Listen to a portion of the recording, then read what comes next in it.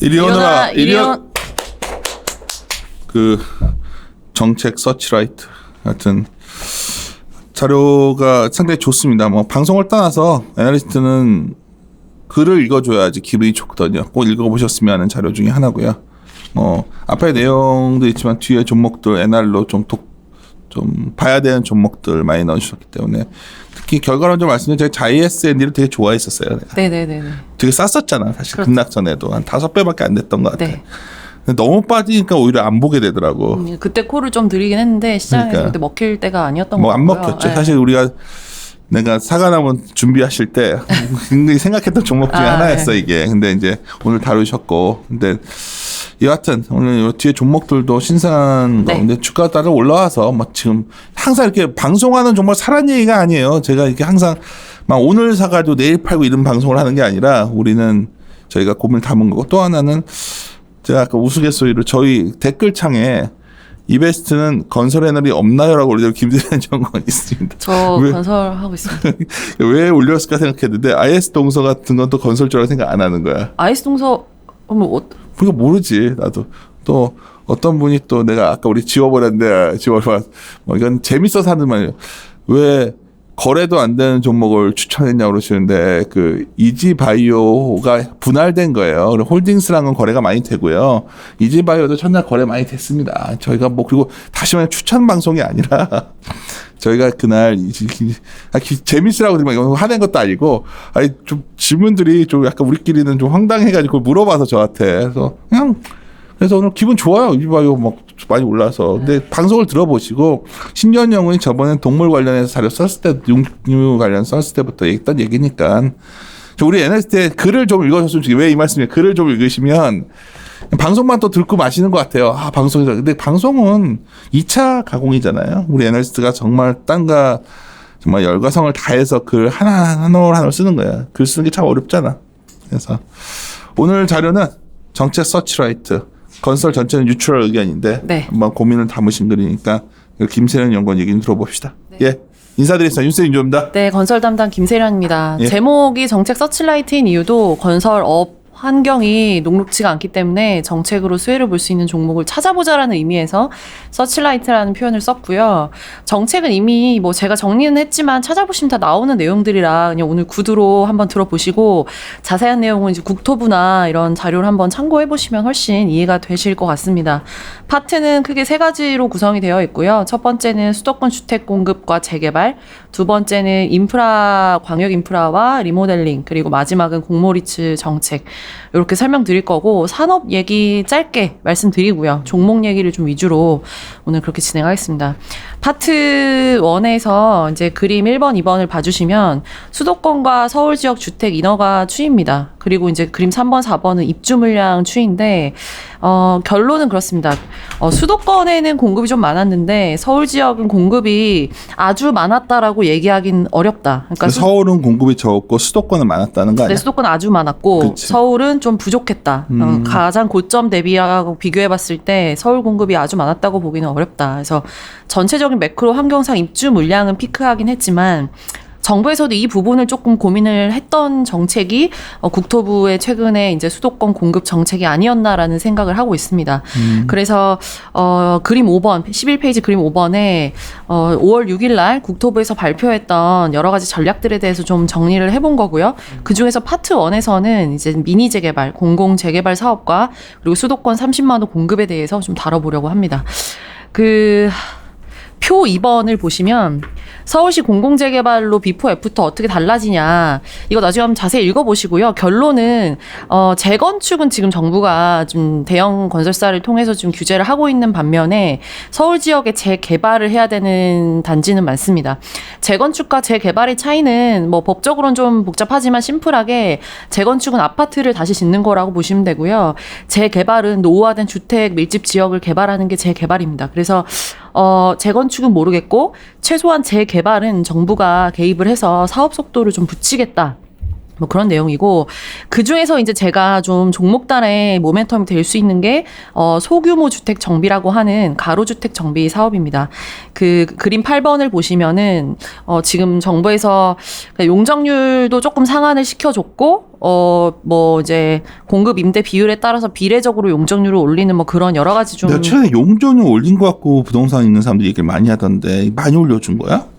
가로주택 정비. 일부 지역은 되게 좋은 거라고 하던데. 네, 그게 이제 가로주택 정비라는 비즈니스 자체가 사업성이 원래 없습니다. 그게 보통 한 심플하게는 대략 한 10층 내외로 아파트 올라가는데, 그게 어쨌든 민간 건설사가 공사를 해야 되는 거고 수익이 나려면 층고가 높아야 되는데 10층 갖고는 사업성 없거든요. 그래서 약간 건설사에서 별로 관심이 없던 비즈니스인데, 가로주택이라는 게 말 그대로 이제 그 가로 길은 유지를 하면서 그 네모에 조그마한 블락을 개발하는 그러니까 뭐 그런 컨셉. 예를 우리 아이비건도 그때 딜 심사 같이 아. 했던 것들 보면 이렇게 약간 낡은 쪽에 있는 것들 모아서 그쵸. 재건축도 아니고 이게 뭐야 이게 약간 재개발인데 아주 작은 규모의 재개발. 아주, 동네에 가시면 되게 낙후한 그러니까 주택 그런 밀집 지역 거였잖아. 그런 거를 개발하는 거.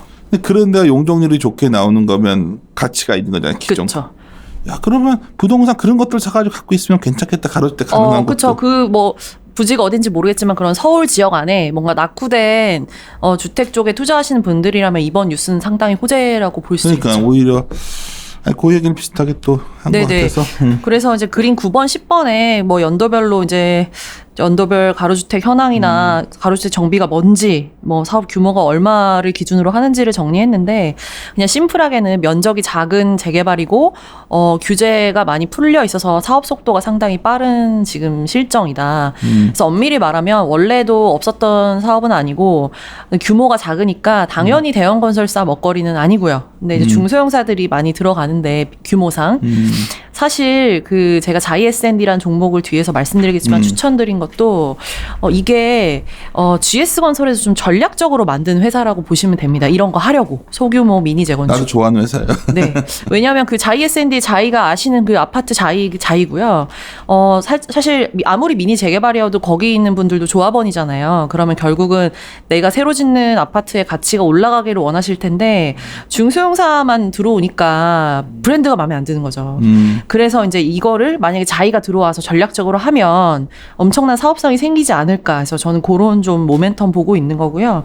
그래서 표 3번에 자이 S&D 레코드 있다. 가로주택 정비 2018년 낙원청강 수주했고 올해 기준으로 대구 수성 1가 가로주택 정비도 수주를 했습니다. 그래서 앞으로 이쪽에서 우리나라 전체적으로 부동산 시장은 어렵지만 엣지를 찾아가지 않을까. 이런 종목을 찾아보시면 잘 없거든요. 그러니까 엄밀히 말하면 가로주택 정비는 건설주 중소형사의 먹거리다. 근데 그 중에서 자이라는 브랜드를 달고 있는 자이 S&D의 모멘텀이 두드러진다. 쉽게 말해서 조금만 그런 길가에 있는 그 개발인데 거기 자이 이름이 들어가는 거지. 그렇죠. 들어가죠. 자이 들어갑니다. 그러니까 딴 것들은 보통 안 들어가. 딴 건 이제 그 중소형 그치. 브랜드 들어가죠. 뭐 아시는 여러 가지 브랜드 제가 언급은 못하겠지만 그래서 사업성이 괜찮을 것 같다. 이쪽 시장에 엣지를 만들 수 있다. 그래서 좀 수혜가 될 거라고 보고 있고요.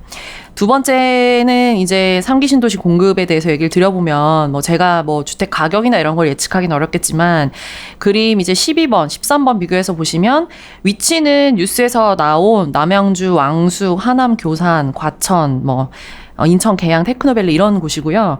2기와 3기 신도시의 공급 물량을 비교하면 3기가 훨씬 적습니다. 적지만 입지적으로는 2기보다 좀 더 서울에 붙어있기 때문에 사업성은 상당히 좋다. 그래서 이 3기 신도시 공급이 확대되면 어떤 종목이 수혜를 받을까? 결국은 LH공사와 사업을 많이 했던 종목을 찾아야 된다. 그럼 그게 어디냐? 저번에 작년에 말씀드렸던 금호산업 정도가 약간 모멘텀은 될 수도 있겠다. 이 정도로 말씀드리겠습니다. 하나 단점이 근데 네. 금호산 뭐 아시아나 이시에서 완전히 자유로워졌다 봐야 되나? 최근에 이제 금호산업 주가가 7,000원에서 막 올라서 8,000원까지 갑자기 막 올랐는데 이유가 뭐냐? 미국의 항공주들에 대한 기대감이 올라가고 그러니까 코로나 그러면서 아시아나가 좋아지. 이런 별 상관이 없지 이제는. 아직은 있습니다. 어쨌든 아직은 아직은 있다 봐야 매각이 확정이 안 됐기 때문에 아직은 있다. 그래서 팔릴 것 같으면은 리스크의 해소로 주가가 올라가고 안 팔릴 것 같으면은 주가가 빠지고 뭐 이런 상황인데 최근 주가 흐름상 그리고 이제 채권단에서 현대산업개발에 최후 통첩했거든요. 답변 빨리 달라. 살 건지 말 건지. 자기들이 뭐 계약금 날리고서 포기하면 되는 거 아니야? 그 최종 결정이 남아 있습니다. 그래서 어쨌든 이제 그 최후 통첩을 기다리고 있어서 변동성은 있지만 어쨌든 3기 신도시 수혜는 맞다. 그림 14번에 이거는 뭐 그냥 재밌는 한번 그림이네.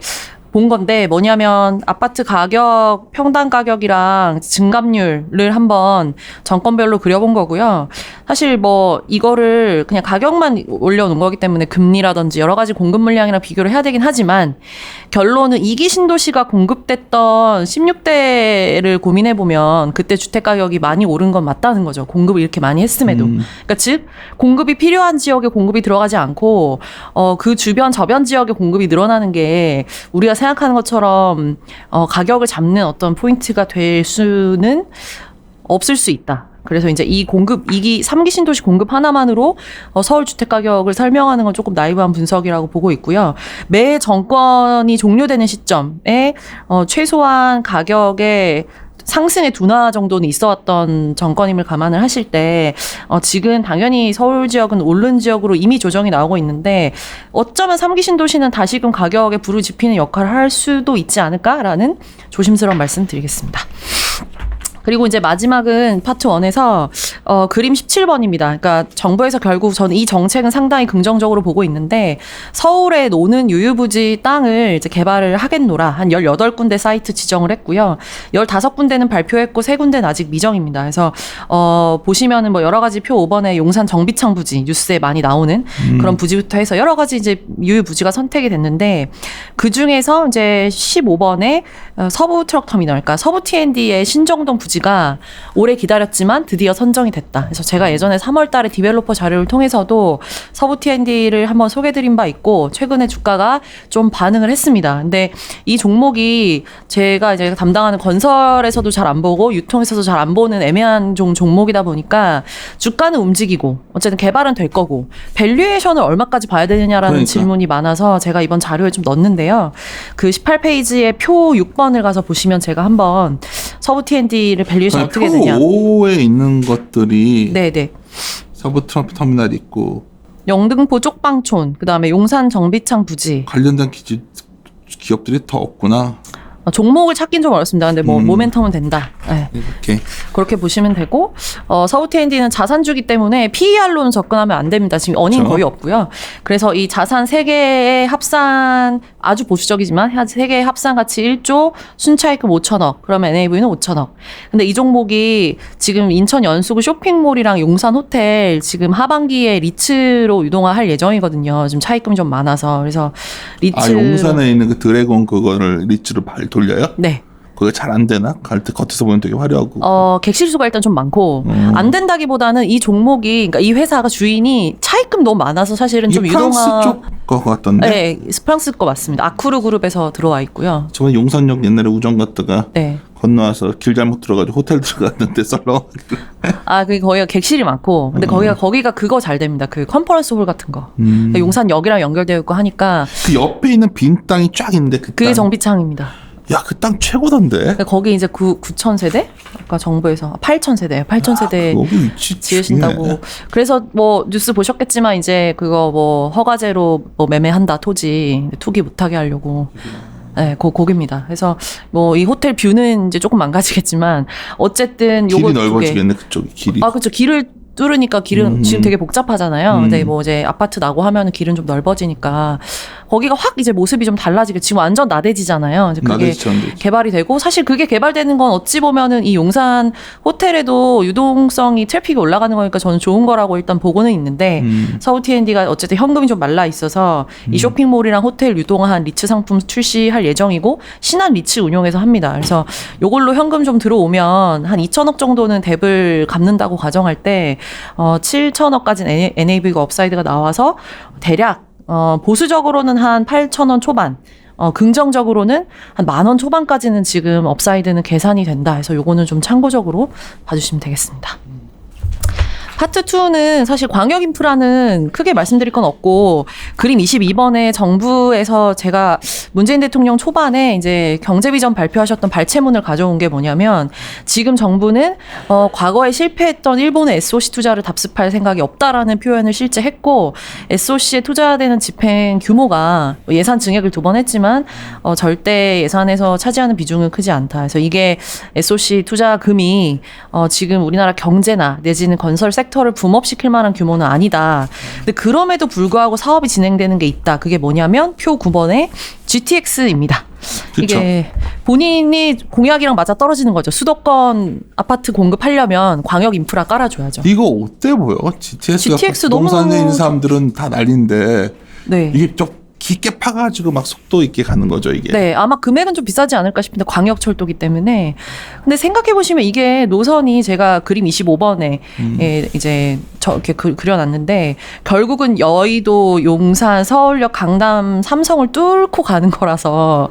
그 지하에 있는 엄청 그냥 내가 알기로는 영동대교 그 옆에 그쪽에서도 엄청 반대하는 걸로 아는데 네. 지하로 가도 이게 하여튼 막 진동이 있을 수 있는 거 아니야?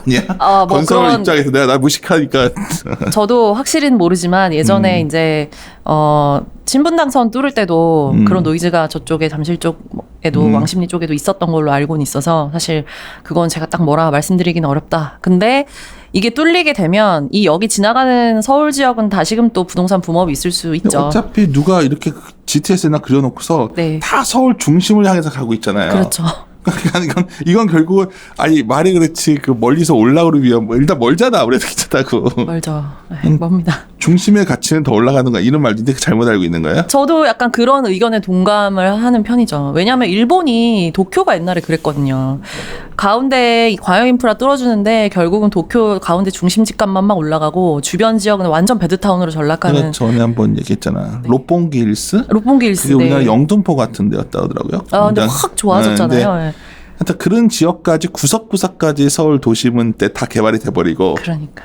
주변 도시는 인구가 줄면서 그냥 사라져버렸다 하더라고. 그러니까 이게 혹시 이런 거 만들어 놓으면 그럴까봐. 저도 그런 걱정은 있습니다. 그래서 있는데. 부동산 잘 모르는 사람 얘기예요. 오해도. 저도 부동산 잘 모르고 그냥 이제 뭐 섹터 담당자로 볼 때 혹시나 그렇게 될까라는 우려도 있지만 요새 왜 코로나 터지면서 저희 그 화상으로 회의도 많이 하고 해서 뭐 코로나가 저희 근무 환경의 변화를 좀 가져다 준다면 우려하신 그런 현상이 안 생길 수도 있죠. 그래서 뭐 잘은 모르겠지만 정부에서 이 사업에 대한 속도를 상당히 박차를 가하고 있고 그림 28번 보시는 것처럼 이거 덕분에 파주나 남양주 쪽 미분양 많이 줄었습니다. 그래서 주변 여타 도시에 좀 긍정적인 임팩트라고 생각은 하고 있고요. ABC 노선 중에서 A 노선은 지금 공사하고 있습니다. 이게 제일 먼저 시작이 됐고. 동탄. 네, 운정에서 삼성 지나서 동탄 이렇게 내려가는 거고요.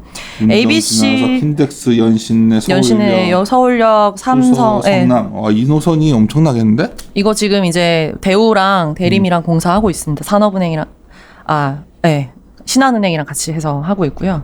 요건 하고 있는 거고 속도는 지금 A 다음에 C가 먼저 합니다. B가 아니라 C는 위에서 내려오는 거. 의정부에서 쭉 내려와서 서울역 찍고 또 삼성 내려가는 거. 이것도 서울역 찍고가? 네, 서울역이 좋아, 지금. 아니다. 지금 저 보니까 삼성 청량리로 해서 삼성으로 가네요. 그러니까 내가 알기로는 청량리 가는 걸로 아는데. 네네네. 그렇게 내려가고 지금 C 노선은 아마 내년에 착공할 수 있을 것 같고요. 그 다음은 B 마지막이 B인데 원래 B도 사업성을 다시 평가해야 된다는 얘기가 있었거든요. 원래 사업비 보니까 B가 엄청 돈이 드네. 왜냐면 요게 이제 송도에서부터 출발을 해야 되기 때문에 라인이 상당히 깁니다. 그래서 요거는 지금 예타 면제의 대상이고 아마 빨리 하면 2022년일 것 같다. 근데 이제 고무적인 거는 ABC는 원래 있었던 거고 원래 사업 계획에 있었던 거고 D 노선이 지금 추가가 돼서 정부가 빠르면 하반기에 발표할 것 같습니다. 근데 D 노선은 김포에서 하남까지 가는 그런 노선.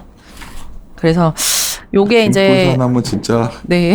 그냥 옆으로 쫙 가네. 쫙 직진해서 가는 약간 그런 라인이어서 제가 이제 저도 찾아봤는데 지금 사업비가 얼마 나와 있잖아요. 보통 공사비는 정확하진 않지만 보통 사업비의 한 절반에서 60% 정도가 공사비입니다. 근데 경제적 파급 효과는 보통 공사비의 2배라고들 하시거든요. 그래서 얼추 이 사업비가 경제적 파급 효과다 이렇게 이해하시면 될 것 같고 해서 정부가 사실 이거의 수혜주를 뭐라고 얘기하기는 어렵지만 어쨌든 뭐 이게 좀 빨라진다. 정부가 이 광역 인프라를 빨리 깔려고 하고 있다. 이 정도로 정리를 드릴 수 있을 것 같습니다.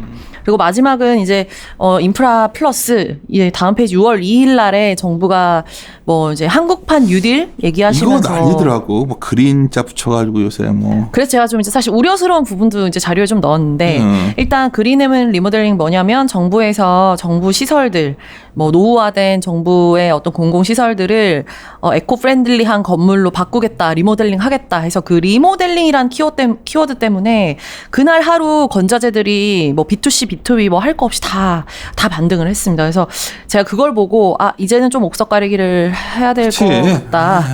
너무 모멘텀으로만 지금 주가가 가는 것 요즘 같다. 주식시에서 중소형주 제가 제일 좀 이렇게 중소형주 좋아하잖아. 와서 느꼈겠지만. 네. 좀 그냥 불안한 게 뭐냐면 그냥 거의 그냥 뭐 테마성 묶어서 그냥 사방에서 떠드는 분위기야. 뭐 그린자도 요새 너무 갖다 붙이는 것 같아. 저도 그게 조금 우려스러워서. 그럼 직관적으로 진짜로 되는 건자재가 뭘까? 그린 리모델링을 하면 그게 사실 금액이 막 엄청 막 무궁무진 크지 않겠지만 굳이 수혜를 찾자면 가장 저희가 사실 아마 이제 뭐 센터장님서 잘 알고 계시겠지만은 창이랑 그러니까 유리랑 창호 바꾸는 거가 가장 먼저고요. 그 다음이 이제 환기 시스템 이렇게 두 개로 가거든요. 그래서 요거 하는 업체들은 직관적으로 요거의 수혜는 맞다라고는 보고 있습니다. 이건 창호도 있는데. 이건 창호도 있네요. 네. 그 그린 리모델링 이자 지원 사업이라는 게 2014년에 도입이 돼서 지금도 있고요. 뭐냐면 건물주가 창호나 유리의 사양을 에코프렌들리한 걸로 로이 유리 이런 걸로 바꿀 때 정부에서 이자를 좀 싸게 빌려준다. 이런 거 받기 힘들어.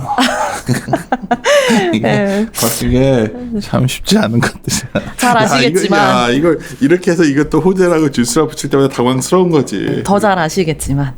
근데 이제 뭐 그림 29번에 우리가 연도별로 승인을 많이 해줬다 뭐 이런 게 이제 있는 거고. 그래서 어쨌든 이 그린 리모델링 이자 사업으로 가장 건물주가 많이 바꿨던 스펙이 유리랑 창호라는 거를 말씀드리는 거고요. 그래서 요새 건자재가 좋은데 그림 30번처럼 인테리어 시장, 리모델링 시장 시간이 지날수록 커지고 있습니다. 그리고 실제 아파트가 재건축을 안 하니까 낡은 집을 이제 고쳐 써야 된다는 컨셉으로 지금 건자재들이 날아가고 있는 것으로 알고 있는데 엄밀히 말하면 그러한 로직으로라면 사실은 작년부터 건자재가 움직였어야 저는 당연하지. 맞다고 생각하거든요. 재건축 규제가 나온 게 작년인데. 그래서 그냥, 이제 이거는 조금 그래서 제가 이제 고민은 이거죠. 그러니까 뭐 그 그림 31번에 요즘에 그냥 좀 움직였던 건자재들의 YTD 주가를 한번 그려본 건데 이유가 서로 다릅니다. 그러니까 제가 꼭 이걸 짚고 넘어가고 싶은 거는 한샘, 리바트, 하우시스 요거 세 개만 말씀드릴 건데요. 한샘이 주가가 날아간 거는 지금 본업에서 제휴점의 매출을 흡수하면서 대리점이 성장하고 회사의 DNA가 달라지고 있다. 지금 요거에 베팅하는 거거든요. 그래서 한샘 주가 지금 멀티플 30배입니다. 이 프리미엄 받는 이유는 있겠죠. 그래서 한샘은 B2C가 매출의 70%인 회사이고 그런 로직으로 가는 거고 리바트는 B2B가 70%인 회사입니다. 그러니까 즉 리바트를 롱텀하게 콜하려면 건설 경기에 베팅을 해야 돼요. 당연하지. 그러니까 리바트가 이제 다들 뭐냐면 가구를 바꾼다고 해서 리바트 막 얘기하는데 당황스러운 거지. 근데 이제 물론 1분기가 있지만은. 실적이 진짜 좋아서 리바트가 실적이 좋았기 때문에 그러니까 어떻게 보면은 한샘의 YOY 그로스랑 리바트 YOY 그로스 비교해 보시면 완전히 다릅니다. 리바트 실적이 훨씬 1분기가 잘 나왔고 네. 근데 이제 그게 면면히 살펴보면은 그 현대건설 사우디에 이제 공사할 때 나가서 따라서 지어주는 그런 매출 같은 거 발생한 거거든요. 내가 말한 거는 리바트를 말을 할 때 네. 그냥 방송 같은 데 나와가지고 네. 사람들 있잖아요. 집에만 있게 되니까 얼마나 가구부터 바꿉니다. 리바트를 추천한단 말이야. 그러면 내가 보고 있다가 아니, 또 이러다가 그래서 날 싫어하는 것 같아. 막 시비가 애들이 나오는데 저 뭔 소리하고 앉아 있는 거야. 저런 생각이 드는 거지. 그래서 이제 지금 의견이 많이 시장에 혼재해 있는 것 같아요. 주가 움직였고 어떻게 보면 또 맞는 말 같고. 그리고 실제 한샘도 1분기의 실적이 그 가구 쪽이 물론 YY로 마이너스긴 했지만 뭐 비교적 나쁘지 않았던 것 같고. 한샘은 그건 일리가 있어. 내가 전에 한번 한샘 갖고 이제 봤었던 게 예. 뭐냐면 사람들이 집에 많이 있으니까 확실히 부엌은 싱크대 같은 거 많이 바꾸는 것 같더라고. 근데 눈에 한샘- 보이니까. 그치. 네. 그러니까 한샘이 아파트 처음에 받았던 것들 바꾸는 게 한샘은 가면 이게 비싸거든. 한샘이 훨씬 비싸거든. 그러니까 부엌에서는 지금 그러니까. 리모델링 1등이기 때문에 그래도 멀티플 30배 뭐 요즘 뭐 3, 40배짜리들에 대해서는 나는 좀 고민스러워요. 그래서 저도 좀 그게 고민스러워서 이유를 제가 본문에 보고서 읽어보시면은 왜 올랐는지 개별 이유에 대해서 정리했으니까 내 꼭 생각이면 안 봐주시고요. 돼? 저희 S&P P 한 5배 아니야? 7배 정도 7배 됩니다. 정도 왔지? 네, 네. 30배짜리 살 바에는 자이언스 하는 게 낫는 게 아니야? 저도 비슷하게 생각은 하고 있고요. 그러니까 왜 그로스가 있는데. 그리고 그런 거 실적도 얘기하는 좋습니다. 거야, 네, 우리. 2분기 좋을 거고. 그리고 하우시스도 오르는데 하우시스 왜 올랐냐면 하우시스 사업부 중에서 적자 사업인 자동차 소재 자동차 소재 사업부 때문에. 그거 매각하는 거. 그러니까 지금 보면은 서로 다른 이유의 건자재가 같이 오르면서 시너지를 계속 내고 있는데 지금 시점에서 이제 불안하다라는 거고요. 그림 32번에 이제 이거를 아파트 매매 거래량이랑 합산 시총 비교해 보면 저희 이제 연말 그리고 연초에 매매 거래가 막 많이 올라왔기 때문에 아마 상반기까지는 건자재 모멘텀이나 실적 플레이가 가능할 것 같다. 2분기 실적이 저희 7월 말, 뭐 8월 중순이니까 그때까지는 괜찮을 것 같다. 근데 그 이후에, 그러니까 하반기에도 과연 이 건자재 랠리가 계속 될 수 있느냐에 대한 불안감은 있다. 그래서 2분기 실적 보고는 조금 고민을 해보자라는 그런 내용이. 다시 한번 오해 마셨으면 하는 게 뭐 이게 이유가 다 엉터리다가 아니라 우리 리서치 베이스의 입장에서 말씀을 드리면 약간 오버들 했다. 이제 뭐 그렇지. 고민스럽다. 주가가 그런 거예요. 올랐으니까. 올랐는데 이제 나쁘다. 좋죠. 실적이 좋아졌으니까 하는데 그 이유를 말할 때 다들 너무나 그냥 좀 편의적 해석들이 있는 것 같아서 네. 우리들은 그렇다면 이쪽이 좋아진다면 결국은 예를 들어서 아까 자이언스앤디는 그런 건설 그런 것도 있지만 실적으로 여러 가지 환경 시스템 그런 것도 있고 네네. 그렇지 않아 실적으로 네네, 그렇습니다. 그런 것들을 좀 찾아보자는 생각이에요. 네네. 마지막으로 리츠는 제가 몇 번 코멘트 드렸기 때문에 그냥 표 하나만 보여드리고 이쪽은 정리할 롯데 예정인데요. 리츠 말해가지고 많이 주변에 많이 말씀드렸는데 네네. 롯데리츠도 괜찮습니다. 그 31페이지 표 14번. 그 앞으로 상장 예정인 리츠 한 10개 정도 돼서 그거를 제가 좀 정리를 한 거고요. 마지막에 물류센터 리츠 아직 인가는 안 받았지만 어쨌든 보시면은 되게 다양한 자산을 근거로 하는 리츠들이 상장을 준비를 하고 있다. 그래서 오늘 뭐 리츠 하나 설명이 있다는 것 같던데 네, 이게 제가 다녀왔는데요. 아, 네. 있을 거 그거? 네, 밸류 플러스. 밸류 플러스 오늘이었죠. 네네네. 많이들 간 것 같더라고. 아, 네네. 저도 다녀왔습니다. 어땠어요? 그게 이제 어차피 약간 재간접형 리츠고 태평로 빌딩 들어가는 리츠여서 그러니까 내가 오피스를 들어가서 누가 이제 네, 오피스. 그 오피스여서 헷갈려들 하는데 어때 보였냐? 오피스 재간접이라서 수익률은 6%? 배당 수익률 괜찮아요? 그게 나와? 네. 프로가? 네, 나옵니다. 그래? 오피스 리츠가 요새 나쁘지 않습니다. 내가 오피스 하면 다 안 된다고 이렇게 도끼 따치해도 얘기했지만 이게 오피스가 그 매크로 데이터도 지금 사상 최저로 아까 이제 아침 위워크 말씀하셔서 위워크란 비즈니스 모델이 문제가 있는 거고 그 난 서울시 위워크 보면서 기준으로 오피스 리츠가 순위 안 나온 줄 알고 있었어. 아닙니다. 막연하게. 네, 그냥 위워크가 문제 있는 거네. 그 비즈니스가 조금 공유 오피스라는 비즈니스 자체가 조금 문제가 있는 거였던 것 같고 잘 모르지만 그냥 데이터로는 1분기 기준으로 서울시 지금 공실률이 오피스가 4.4%까지 쭉 내려와 있는 상황입니다. 그리고 리츠에 담는 물건들의 공실률 보시면 그렇게 악성 물건일 그러니까 수가 없거든요. 이상한 거 넣으면 그건 아무도 가입을 안 하니까. 공모에 안 들어오겠죠. 그래서 내가 제일 많이 들게 롯데리츠 얘기하면 롯데가 안 되는데 그 중에서 괜찮은 거 중간 정도 넣어놓습니다. 그러니까 그때 말씀드렸듯이 잘 못하시더라고 리츠를. 네, 그렇지 않습니다. 그래서 요거 그냥 한번 참고해 보시면 될 것 같다. 오케이. 종목은 짧게 말씀드리면 첫 번째로 이 자료에서 가장 좋게 보는 종목은 자이에스앤디라고 생각하고요. 이거 그때 빠질 때는 정말 감당 안 되더라.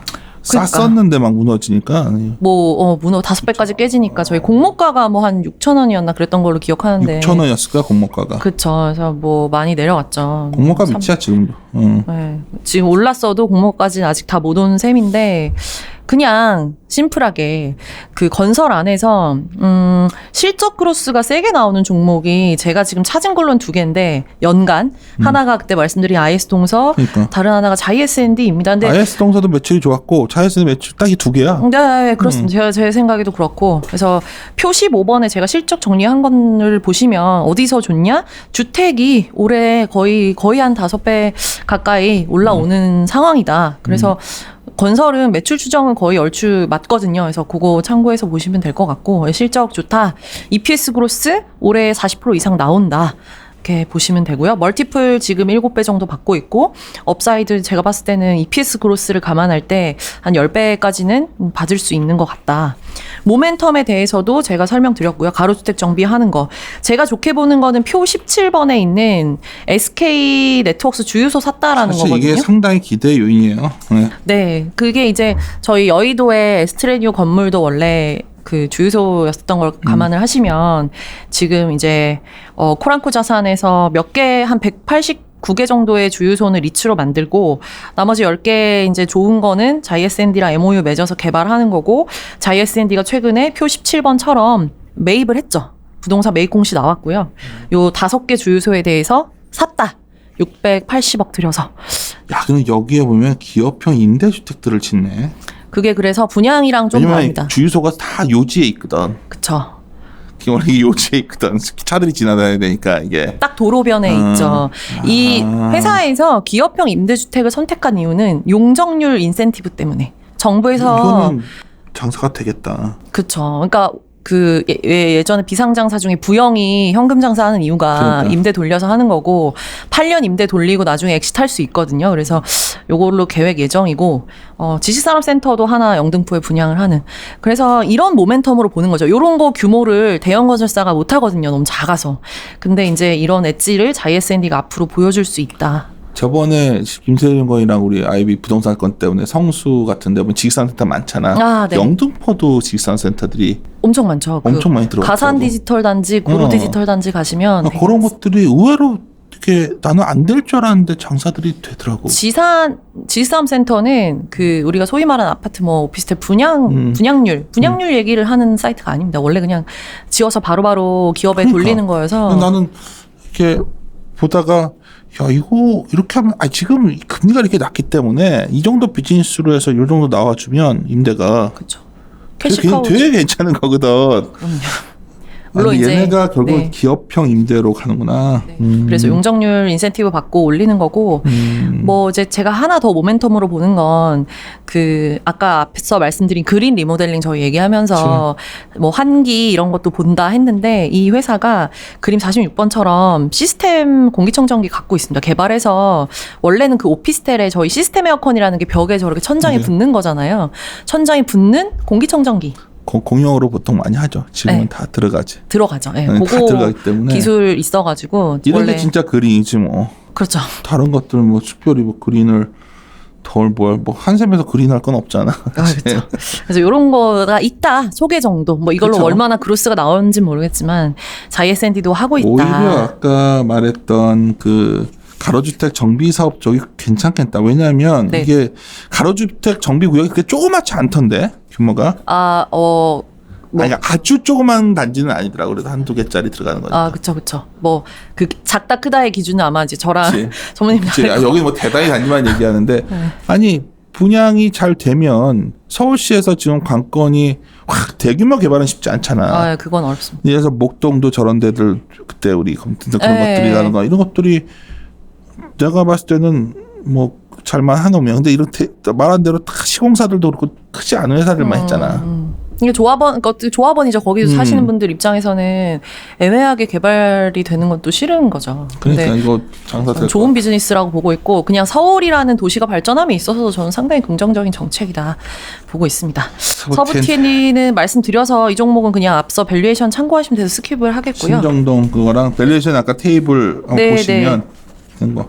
그리고 한샘은 제가 이제 고민스러워서 쓴 자료니까 절대로 한샘에 대해서 엔티 아닙니다. 그냥 네. 다만 멀티플이 30분 뵌 건 맞잖아. 엔타이가 아닙니다. 예, 네. 아니고 저는 한샘 좋아하는데 이제 언제나 제가 그러니까 제 성향상 고밸류에이션의 종목을 잘 코를 제가 못하는 사람이어서 한샘을 계속 NR로 업데이트만 하고 있어 왔는데 이제 주가가 움직였잖아요. 그래서 이제 좀 고민스럽다. 30배에서 어떻게 더 근데 배팅을 한샘 대리점 한번 딱 방문하면 혹해. 그럼요. 전산으로 저도 탁 해가지고 배치하는 걸 딱 보여줘. 그 네. 영업사원들이 막 그래서 막 저도 이렇게 거기서 놓으시면서 이제 가보셨습니다. 한번 딱 보고 오면 이제 한샘에서만 해야 될 것 같아. 근데 내가 팁을 드리자면 그거 똑같은 재질 정도로 해가지고 좀 싸게도 할 수 있어요. 한샘은 봤다. 한샘 안티 달라요. 질은 달라요. 조심. 한샘 안티 아니시. 아니, 그래서 한샘 너무 비싸. 멀티플이 아니 그게 아니라 가격이 그러니까 이게 하여튼 이것도 나도 워낙 이런 쪽 관심 많아서 한샘이 인테리어 그 리모델링 되게 이제 잘 하는데 그거는 하이엔드, 로우엔드, 미드엔드 가격 세분화 되게 많이 해놨는데 한샘이 지금 고전하고 있는 부분이 가구거든요. 왜냐하면 가격이 좀 애매합니다. 타겟 프라이스가 우리나라 가구가 아예 하이엔드나 아예 싼 걸로 가야 되는데 약간 애매한 포지션. 그래서 이제 올해부터 프로모션 되게 많이 합니다. 한샘 비슷한 회사 중에 우리나라 도어 같은 거 많이 만드는 회사 있어요. 우와. 비상장 회사 중에. 네. 아 옛날에 말씀하셨죠. 네, 그 회사 내가 많이 방문하고 그랬었는데 질은 별 차이 없고요. 거기도 매장 되게 많고요. 그러니까 그래서 한샘 비교를 해보면 네. 고민이 되는 거지. 그러니까 네. 나는 비상장까지도 같이 좀 보는 스타일이어서. 네네네. 다음 종목이 상당히 흥미로운데 재미있네. 그냥 주가를 KCC 떠나서. 글라스 사실 근데 주가가 좀 올라 있어서 나도. 좀 조심스럽지만 왜냐하면 이제 KCC에서 인적 분할해서 나온 회사고요. 형제들끼리 지금 이제 좀 지분 정리를 하고 있는 중이어서 안 끝났죠? 아직 안 끝났습니다. 그게 매력인 것 같아. 네, 그거 때문에 이제 그런 거고 사실 본업인 유리를 제가 사실 분석을 하고 싶었는데 그 지금 1분기 실적으로 분기 YOY밖에 비교가 안 돼서 제가 약간 펀더멘탈 분석을 지금 사실 자신이 없어서 넣진 못했고 대신에 그냥 분할 모멘텀이다. 그림 54번에 지금 인적 분할해서 회사가 나눠져 있고요.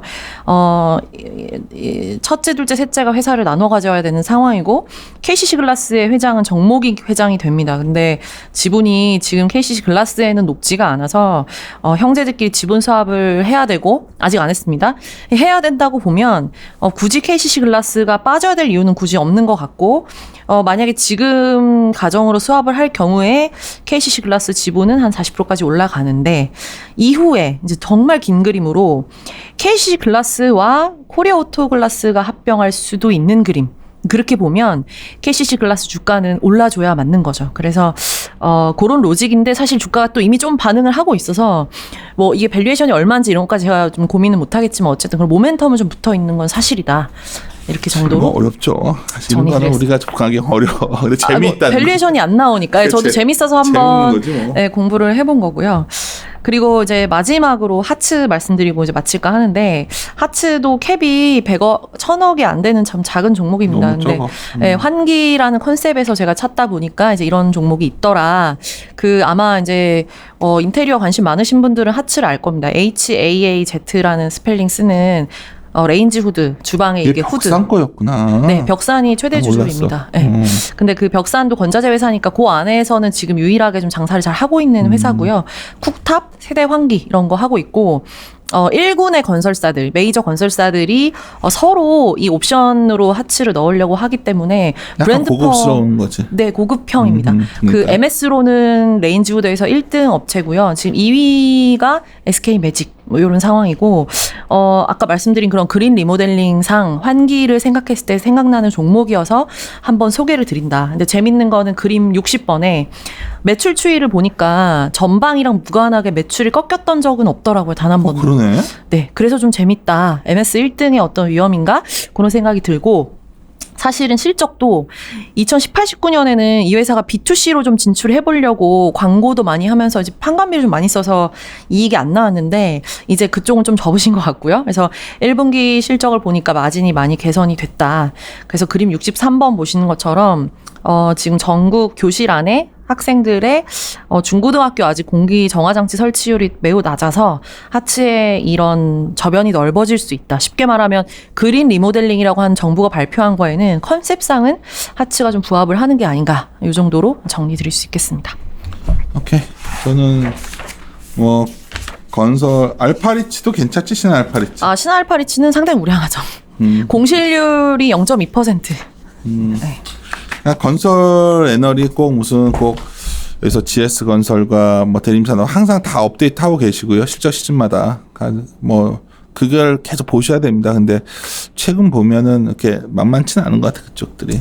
뭐 수급으로 주가는 좀 오르는데 업황이 어쨌든 해외 플랜트가 걸쳐져 있기 때문에 유가가 이렇게 움직이는 상황에서 아주 쉬운 국면은 아니다. 재건축 규제도 내가 있다. 아침에 모닝 밑에 자꾸 최근에 유가 올라왔을 때가 호불호가 저번에 유가가 내려갔을 때는 엄밀히 말하면 케미칼 업체들 한번 사자는 의견을 내가 조심스럽게 얘기를 했던 게 스프레드가 벌어지니까. 근데 그렇죠. 또 올라오면 또 이게 고민하면 또 다들 조용해져 버리니까.